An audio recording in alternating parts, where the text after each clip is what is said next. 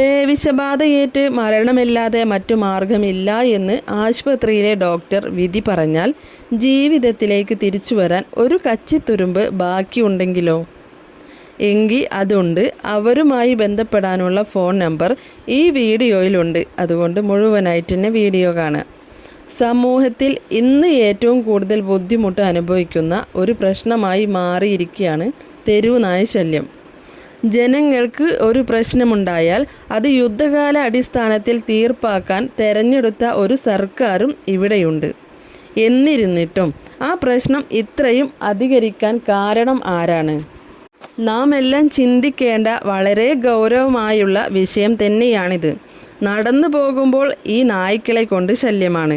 കുട്ടികൾ പഠിക്കുവാൻ പോകുമ്പോഴും സൈക്കിളിൽ പോകുമ്പോഴും ഇവയുടെ ശല്യം വളരെ കൂടുതലാണ്.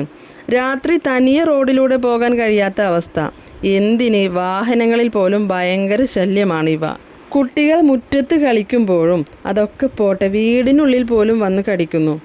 ആരോടും പരാതിപ്പെടാൻ കഴിയാത്ത അവസ്ഥ. കടി കിട്ടിയാൽ വാക്സിൻ അല്ലാതെ മറ്റു ചികിത്സയില്ല എന്നതാണ് മോഡേൺ ചികിത്സയുടെ രക്ഷാകവചം. വാക്സിനെല്ലാം എടുത്തിട്ടും ഇളകി മരിക്കുന്ന സംഭവങ്ങൾ കൂടുതലായി റിപ്പോർട്ട് ചെയ്യുമ്പോൾ ജനം വാക്സിനെ സംശയിക്കുന്നതിൽ കുറ്റം പറയാൻ കഴിയില്ല. ഒന്നും രണ്ടുമല്ല, അനേകം മരണങ്ങളാണ് വാക്സിൻ എടുത്ത ശേഷമുണ്ടായത്. നാട്ടിൽ തെരുവ് നായ്ക്കൾ എണ്ണത്തിൽ പെരുകുമ്പോഴും സർക്കാർ അതിനൊന്നും അറിഞ്ഞ ഭാവം കാണിക്കുന്നില്ല. ഇവിടുത്തെ പ്രതിപക്ഷവും അക്കാര്യത്തിൽ സർക്കാരിൻ്റെ കൂടെയാണെന്നത് അത്ഭുതപ്പെടുത്തുന്നു.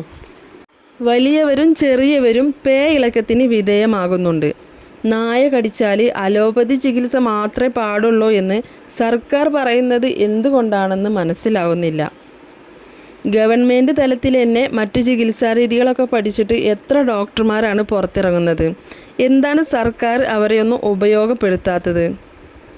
അവരെല്ലാം ഒളിഞ്ഞു മറിഞ്ഞുമാണ് ഇന്ന് രോഗികളെ ചികിത്സിക്കുന്നത്. അലോപ്പതിയിൽ 100 പേര് മരിക്കുമ്പോൾ മറ്റു ചികിത്സകളിലെല്ലാം ഒരാൾ മരിച്ചാൽ അതാണ് ഇന്ന് വാർത്ത.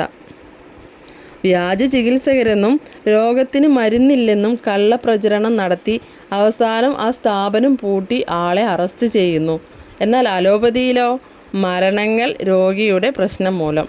നായ കടിച്ച് ഇളകി മരിച്ച കുട്ടികളെക്കുറിച്ച് ഡോക്ടർമാർ പറഞ്ഞ കാര്യങ്ങൾ നമുക്കൊന്ന് നോക്കാം. മുഖത്ത് കടി കിട്ടിയ കുട്ടിയെക്കുറിച്ച് പറഞ്ഞത്, മുഖത്ത് കടിച്ചത് കൊണ്ട് അണുക്കൾ തലച്ചോറിലേക്ക് പെട്ടെന്ന് പ്രവേശിക്കും. കയ്യിൽ കടി കിട്ടിയ കുട്ടി മരിക്കാൻ കാരണം കടി ആഴത്തിലായതാണത്രേ.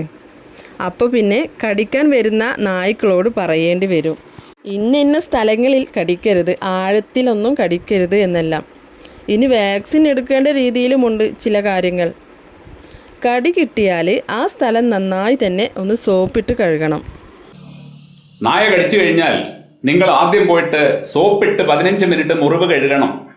കഴുകാതെ പോയിട്ട് കുത്തിവെപ്പെടുത്തു കഴിഞ്ഞാൽ നിങ്ങൾ രക്ഷപ്പെടില്ല. കഴുകാതെ പോയിട്ട് എടുത്തു കഴിഞ്ഞാൽ കുത്തിവെപ്പെടുത്തു കഴിഞ്ഞാൽ രക്ഷപ്പെടില്ല എന്ന് പറയുമ്പോൾ എൻ്റെ ചോദ്യം ഇതാണ്, രക്ഷപ്പെടുത്തുന്നത് കഴുകലാണോ കുത്തിവെപ്പാണോ? കഴുകാതെ പോയിട്ട് കുത്തിവെപ്പെടുത്തു കഴിഞ്ഞാൽ കുത്തിവെപ്പൊന്നും ചെയ്യാൻ പറ്റില്ല എന്നുണ്ടെങ്കിൽ അതിനർത്ഥം വൈറസ് ശരീരത്തിലുണ്ടെങ്കിൽ ഈ കുത്തിവെപ്പ് കൊണ്ട് ഗുണമില്ല എന്നല്ലേ? അപ്പോൾ പിന്നെ എന്തിനാണ് നിങ്ങൾ ഈ കുത്തിവെപ്പിനെ കുറിച്ച് മാത്രം സംസാരിക്കുന്നത്? നിങ്ങൾക്ക് എന്തുകൊണ്ടാണ് ഈ പ്രശ്നം പരിഹരിക്കുന്ന കാര്യത്തിൽ താല്പര്യമില്ലാത്തത്?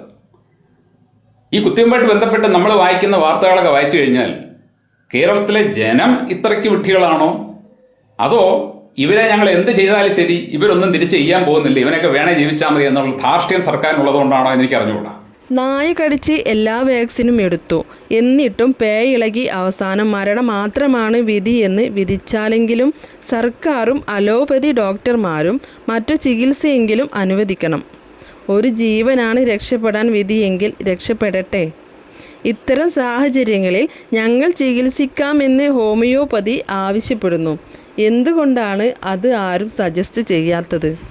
ഇപ്പോൾ നിങ്ങൾ വീട്ടിൽ വളർത്തുന്ന ഒരു നായ, അതിന് ഈ വാക്സിൻ കൊടുത്തു കഴിഞ്ഞാൽ അവർ പറയുന്നത് അതിന് പ്രൊട്ടക്ഷൻ കിട്ടി എന്നൊന്നും കരുതണ്ട, അതിന് പിന്നെയും വരാം. കുത്തിവെപ്പ് കൊടുത്താലും ശരി അതിന് വരാം. ഇപ്പൊ കുത്തിവെപ്പ് കൊടുത്ത് വളർത്തുന്ന ഒരു നായ ഇതിന് വരില്ല എന്നുള്ള ധൈര്യത്തോടു കൂടി അല്ലെങ്കിൽ അങ്ങനെയുള്ള ഒരു വിശ്വാസത്തോടു കൂടി ഒരു വീട്ടിലൊരു നായയെ വളർത്തുകയും ആ നായയ്ക്ക് ഒരു ദിവസം കലി ഇളകി അതിൻ്റെ ഉടമസ്ഥനെ തന്നെ കടിക്കുകയും ചെയ്താൽ എന്താണ് വിദഗ്ധർ പറയുന്നത്? പോയി കുത്തിവെപ്പെടും.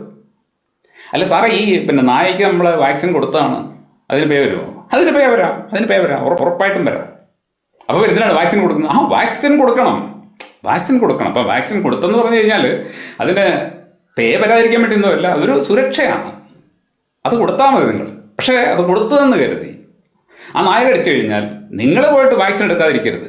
നിങ്ങൾ പോയിട്ട് വാക്സിൻ എടുക്കണം. അങ്ങനെ വാക്സിൻ എടുത്തു കഴിഞ്ഞാൽ ഞാൻ രക്ഷപ്പെടുമോ? ഉറപ്പില്ല, ഒരു ഉറപ്പുമില്ല. തലയ്ക്ക് കടിച്ചാൽ രക്ഷപ്പെടില്ല, ആഴത്തിൽ കടിച്ചാൽ രക്ഷപ്പെടുകയില്ല, ഞരമ്പിൽ കടിച്ചാൽ രക്ഷപ്പെടുകയില്ല, മുറിവ് ശരിയായിട്ട് കഴിയില്ലെങ്കിൽ രക്ഷപ്പെടുകയില്ല.